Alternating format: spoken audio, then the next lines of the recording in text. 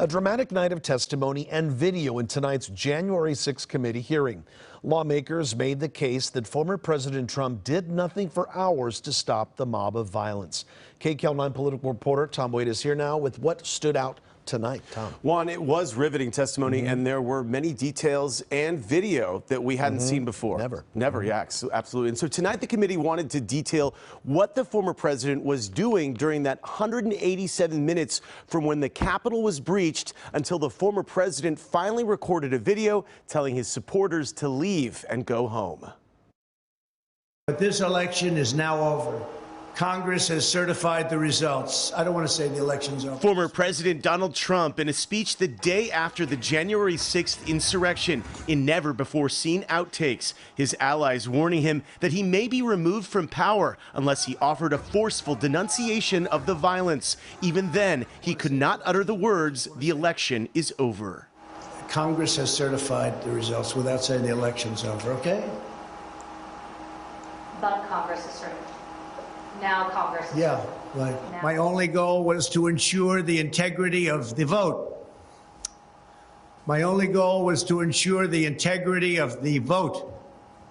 Thursday night's primetime hearing was designed to lay out the case that the former president did nothing for more than 3 hours to call off the violent mob of his supporters who were storming the Capitol. For 187 minutes on January 6th, this man of unbridled destructive energy could not be moved.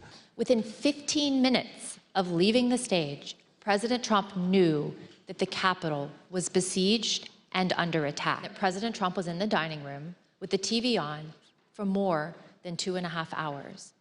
There was no official record of what President Trump did while in the dining room. There's no official record of President Trump receiving or placing a call between 11:06 and 6:54 p.m. Live witnesses during the evening included former Deputy National Security Advisor Matthew Pottinger and former Deputy Press Secretary Sarah Matthews. Their accounts included recorded interviews with former top White House attorney Pat Cipollone. They paint a picture of Mr. Trump doing nothing to stop the violence at the Capitol as aides pleaded with him to take action. On the privilege issue, I can't talk about conversations with the president, but I can generically say that I said, people need to be told, there needs to be a public announcement fast that they need to leave the Capitol. President Trump reportedly would not budge, even posting a menacing tweet saying former Vice President Mike Pence did not have the courage to overturn the election.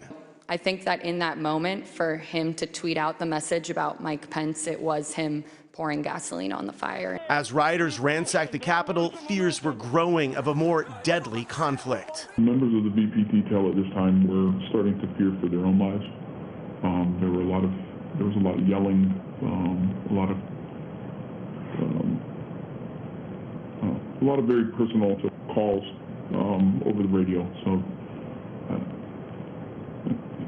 it was disturbing. I don't like talking about it, but there were calls to say goodbye to family members, so on and so forth. The former president would finally agree to ask rioters to go home. The former deputy press secretary describes what she was told by another top staffer. We were in a room full of people, but people weren't paying attention, and so she looked directly at me and in a hushed tone shared with me that the president did not want to include any sort of mention of peace in that tweet, and that it took some convincing on their part, those who were in the room. And she said that there was a back and forth going over different phrases to find something that he was comfortable with.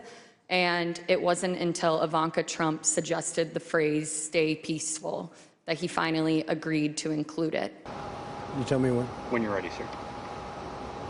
Finally, Trump would record this video, but now late in the afternoon, law enforcement and the National Guard were already securing the building so Congress could certify the free and fair election. Trump still feeding his supporters false claims. I know you're hurt. We had a election, let me say. I know your pain. I know you're hurt.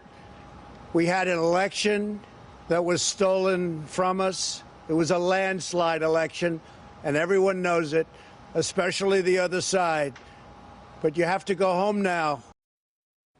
Of course, it was not a landslide. It was a free and fair election. The committee's vice chair, Wyoming Republican Liz Cheney, announced additional hearings will be held this September.